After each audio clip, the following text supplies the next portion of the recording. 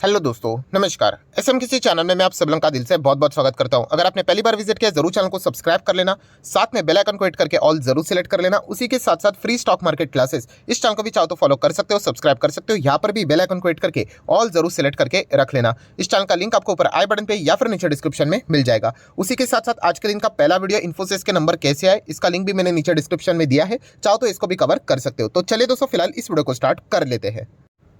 दोस्तों अभी हम लोग आ चुके हैं बिल्कुल हमारे नॉर्मल स्क्रीन के ऊपर। एंड जैसे कि कल के दिन मैंने आप लोगों को बताया था, आज के दिन का जो बाजार में असली हलचल होने वाली है वो 3:30 बजे के बाद होने वाली है। अभी देखा गया तो इन्फोसिस के नंबर्स सामने आ चुके हैं, उसका रिएक्शन इन्फोसिस का एडीआर में हम लोग को जरूर देखने को मिलेगा। बट इंपॉर्टेंट इवेंट कौन सा था? यस, दो बड़े इंपॉर्टेंट इवेंट जो कि एक ही चीज से जुड़े हुए हैं। किस बात से रिलेटेड?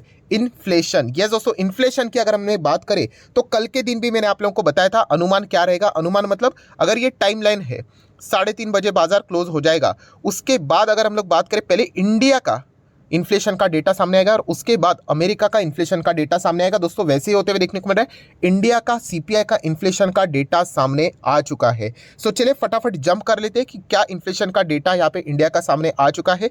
तो आप यहाँ पे देख सकते हैं दोस्तों, सीपीआई इन्फ्लेशन वापस गिरते हुए देखने को मिल रहा है। एंड कितना जा चुका है? 5.72% इन डिसंबर मंथ। तो बहुत ही कमाल का डेटा ये देखने को मिल रहा है। अभी आप बोलोगे सर इसके पीछे का रीजन क्या है, कि कमाल का आप कैसे डिसाइड कर रहे हो?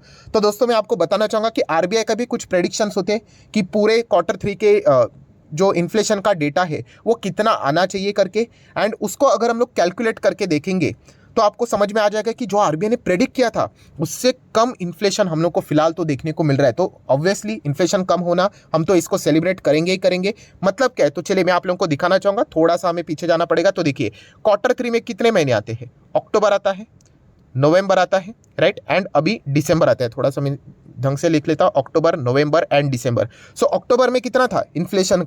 आप शायद से भूल गए होंगे, तो मैं लिख लेता हूँ। ये सारी चीजें मैंने रेडी करके रखी थी आज ही। 6.77 ये ओरिजिनल इन्फ्लेशन है। देन नवंबर में कितना था?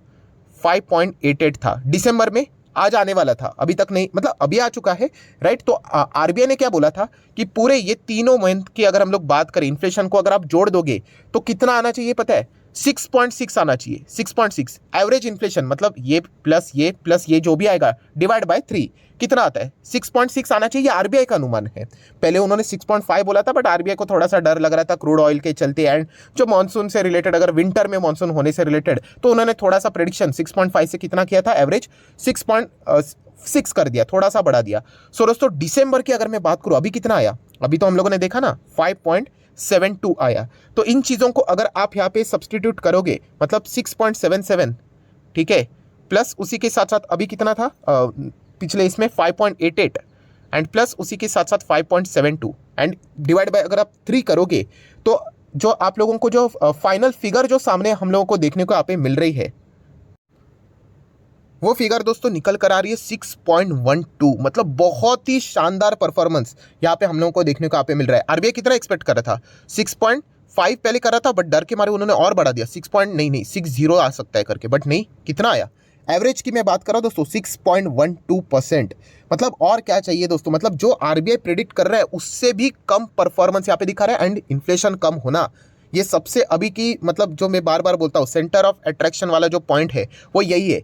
सबसे ज्यादा प्रायोरिटी यही है। सेंट्रल बैंक ने भी बोला, आरबीआई ने भी वही बोला, और दुनिया भर के सेंट्रल बैंक यही बोल रहे हैं कि हमारा मेजर प्रायोरिटी क्या है? इन्फ्लेशन है, ग्रोथ नहीं। इन्फ्लेशन एक बार कंट्रोल हो गया उसके बाद हम लोग ग्रोथ का विचार करेंगे। एंड अभी आप देख सकते हैं दोस्तों, यहाँ पे आरबीआई अभी, मतलब कुछ एक्सक्यूज देने की जरूरत नहीं। आप बोल रहे थे 6.6 एंड अभी तो 6.12 आ गया है। और क्या चाहिए आपको? इतना कमाल का परफॉर्मेंस। एंड अगर हम लोग यहाँ पे बात करें, ये तो सेकेंड कंजिक्यूटिव मंथ हो गया जहां पे हम लोग कह सकते हैं कि हमारा जो इन्फ्लेशन है मंथ वाइज 6% के नीचे आया है। तो लास्ट टाइम कितना था? 5.88 मंथली नवंबर का, एंड इस वक्त 5.72 एंड ओवरऑल कितना है? 6.12। अगर ऐसा ही चलता रहा तो दोस्तों यहाँ पे इंडिया पहला ऐसा कंट्री बन जाएगा दुनिया में जहाँ के सेंट्रल बैंक ने जो टारगेट दिया था इन्फ्लेशन का वो अचीव हो सकता है। हमारा टारगेट क्या रहता है? आपको पता है कि 6% के दायरे के अंदर आना। एंड अभी कितना है? 6.12। कितना, बहुत ही कम गैप बचा है दोस्तों। मतलब ये जो अभी Q4 आएगा ना, आरबीआई ने पहले बोला था Q4 में हम यहाँ पे 6% के दायरे के अंदर आ जाएंगे करके। सो बिल्कुल उसी पाथ के ऊपर हम लोग चलते हुए देखने को यहाँ पे मिल रहे हैं। नो डाउट इन्फ्लेशन की अगर हम लोग बात करें, वेरियस चीज़ों के ऊपर वो डिपेंड करता है। सबसे मेन अगर कोई चीज़ है दोस्तों वो है क्रूड ऑयल। इंडिया जैसे कि आरबीआई ने पहले ही बोला है कि ये जो मैंने प्रेडिक्शन दिया है वैसे ही आएगा करके, अगर क्रूड ऑयल गलती से $106 के ऊपर निकल गया तो जाके फिर हम लोगों ने जो बातें बोली है वो सब कुछ मिसमैच हो जाएगी एंड फिर वापस नए प्रेडिक्शन निकालने पड़ेंगे। बट फिलहाल क्रूड ऑयल की अगर हम लोग बात करें तो कितना प्राइस निकल कर आ रहा है आप चेक कर सकते हो, 83 के आसपास, मतलब वो घूम रहा है 80 से लेकर 90 के बीच में घूम रहा है। और 100 तक भी चला गया तो भी ठीक है, उसके ऊपर नहीं जाना चाहिए, 105 106 नहीं जाना चाहिए। सो अभी भी देखा गया तो क्रूड उसी के रेंज में देखने को यहाँ पे मिल रहा है। सो डेफिनेटली दोस्तों इससे बढ़िया और क्या न्यूज़ यहाँ पे हो सकती है। सो इंडिया के लिए तो दोस्तों हम लोग कह सकते हैं, मतलब इंडियन मार्केट ने तो अपना काम कर दिया है, आरबीआई ने अपना काम कर दिया है, जितने भी ये सारी चीज़ें जो चल रही एजेंसियाँ उन्होंने तो अपना यहाँ पे काम कर दिया है।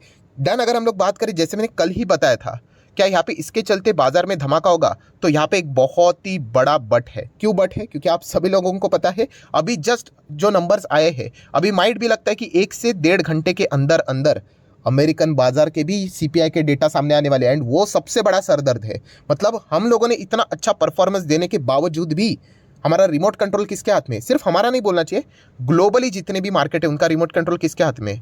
यूएसए का, मतलब अमेरिका का सीपीआई का डेटा कैसे आता है इसके ऊपर सारी चीज़ें निर्भर है। अगर हम लोग हमारे भी निफ्टी के जो फ्यूचर को भी अगर आप चेक करोगे तो नंबर आने के बावजूद भी इतना ज़्यादा एक्साइटमेंट देखने को नहीं मिल रहा है, बिल्कुल फ्लैट है। आप चेक करो, बिल्कुल फ्लैट नज़र आ रहा है, यहाँ पे आप देख सकते हो। सो यहाँ पे आप लोगों को बड़ी मूवमेंट कब देखने को मिलेगी, चाहे फिर वो अपसाइड हो या फिर डाउन साइड? बिल्कुल सही जवाब, अमेरिकन बाजार का जो इन्फ्लेशन का डेटा सामने आएगा, ज़्यादा टाइम नहीं अभी आ जाएगा, मैं उसके ऊपर भी वीडियो बना दूंगा, आप लोगों को दिखा दूंगा, तो उसके ऊपर ये सारा खेल यहाँ पे डिपेंड है। सो इसलिए फटाफट इस चीज़ों को मैंने कवर किया कि इंडिया ने तो तोड़ फोड़ परफॉर्मेंस दिया, अभी यहाँ पे मतलब नाम रखने लायक कुछ चीज़ नहीं है दोस्तों, एकदम ज़बरदस्त परफॉर्मेंस यहाँ पे देखने को मिल रहा है। सिर्फ अभी यही प्रे करो कि अमेरिकन बाजार थोड़ा सा इंडिया की मतलब सपोर्ट कर दे।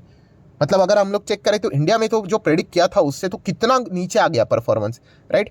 बट अमेरिकन बाजार ने अगर खेल खराब कर दिया तो आप लोगों को पता है कि अच्छा परफॉर्मेंस देने के बावजूद हमारा मार्केट टेम्पररी बेसिस के ऊपर वापस नीचे आ सकता है। सो अमेरिका ने बहुत अच्छा परफॉर्मेंस यहाँ पे दिखाना चाहिए। अमेरिका की जो सेंट्रल बैंक ने जो सारी चीज़ें अनुमान रखी है उसके हिसाब से अगर उनका भी सीपीआई का डेटा नीचे अगर फिसल जाता है तो ये डबल धमाका हो सकता है एंड इंडियन मार्केट में दोस्तों बहुत शानदार परफॉर्मेंस हो सकता है। बट ये सारी हिब्बट वाली बातें हैं दोस्तों, अमेरिकन बाजार में भी आप देख सकते हो 0.09 बिल्कुल डॉट पे हम लोग को परफॉर्मेंस चलते हुए देखने को मिल रहा है। कोई बड़ी पोजीशन पहले नहीं बनेगी, आपको पता है, जैसे डेटा सामने आएगा फटाक से एक हम लोग को रिएक्शन देखने को यहाँ पे मिल जाएगा। सो इन चीज़ों को भी मैं कवर करने की पूरी कोशिश यहाँ पे जरूर करूंगा। सो दोस्तों जरूर हमारा तो टास्क यहाँ पे कंप्लीट हो चुका है, इंडिया ने तो अच्छा किया, अभी अमेरिका कैसे करा वो देखना है। अभी एक्सपेक्टेशन की अगर हम लोग बात करें वहाँ पे भी अलग अलग टाइप के एक्सपेक्टेशन रहते हैं, बट फिर भी बताया जा रहा है कि अगर 6.4 के आसपास अगर आ जाता है, अमेरिका की मैं बात कर रहा हूँ ओवरऑल परफॉर्मेंस इन्फ्लेशन का, तो इसको अच्छा माना जाएगा करके। एंड ये बोला जा रहा है कि अगर 6.8 तक आया तो फिर उसको बुरा माना जा सकता है करके। ये एक नॉर्मल हम लोग को जो अलग अलग रिपोर्ट के जरिए जो डेटा सामने आते हैं उसके हिसाब से सारी चीज़ें देखने को मिले, क्योंकि वहाँ का जो एक्चुअल में जो टारगेट लेवल है वो तो 2% का है, वो आने के लिए तो मतलब बहुत टाइम लगने वाला है। इनफैक्ट ये भी बताया जा चुका है सेंट्रल बैंक की ओर से कि दिसंबर 2023 मतलब ये जो साल स्टार्ट हुआ है ना, उसके हम लोग बात करें उसके अंत तक उन्होंने टारगेट रखा है कि इन्फ्लेशन को 3.5% तक लेके आने का प्लान उन्होंने बनाया। मतलब बताने का मकसद क्या है दोस्तों कि अमेरिकन बाजार में फिलहाल रेट हाइक से रिलेटेड कोई आराम यहाँ पे मिलने वाला नहीं है, ये एक डेटा से हम लोग को पता यहाँ पे चला है। तो ये एक देख लेंगे कि टेम्पररी बेसिस के ऊपर अमेरिकन बाजार में क्या इन्फ्लेशन नीचे आ रहा है भी या नहीं। सो ये इंपॉर्टेंट ट्रिगर पॉइंट हम लोग को देखने को मिलने वाला है। बाकी अगर हम लोग हमारे आरबीआई की बात करें दोस्तों तो नो डाउट देखिए सबसे इंपॉर्टेंट चीज़ क्या है, अगर हम इंडिपेंडेंटली अगर चलते ना तो इसमें मैं एक बात आपको पक्का बोलता कि फेब मंथ में जो एमपीसी की बैठक देखने को मिलती थी माइट बी आरबीआई रेट ना भी हाइक करता, ऐसा भी हो सकता था। बट सारे सेंट्रल बैंक के साथ चलना पड़ता है, वो क्या पॉलिसियाँ लेके चल रहे हैं उसके हिसाब से सारी चीज़ें डिटरमाइन करनी पड़ती है। तो इसीलिए आरबीआई अगर देखा गया हमारी पोजीशन बहुत बढ़िया है। लास्ट टाइम की अगर हम लोग बात करें 50 बेसिस पॉइंट का रेट हाइक होता था, बट पिछले एमपीसी की बैठक में कितना हुआ 0.35। एंड अभी की अगर हम लोग बात करें तो और भी कम, चलो बंद नहीं तो एटलीस्ट कम तो यहाँ पे करना चाहिए। ऐसी तो पूरी सिचुएशन इंडियन मार्केट के यहाँ पे बन चुकी है। सो देख लेते हैं आरबीआई यहाँ पे क्या करेगा, क्योंकि आरबीआई के भी हाथ बंधे हुए रहते हैं, खास करके अमेरिकन बाजार कैसे परफॉर्मेंस देता है इसके हिसाब से सारी चीज़ें हम लोग को देखने को यहाँ पे मिल सकती है।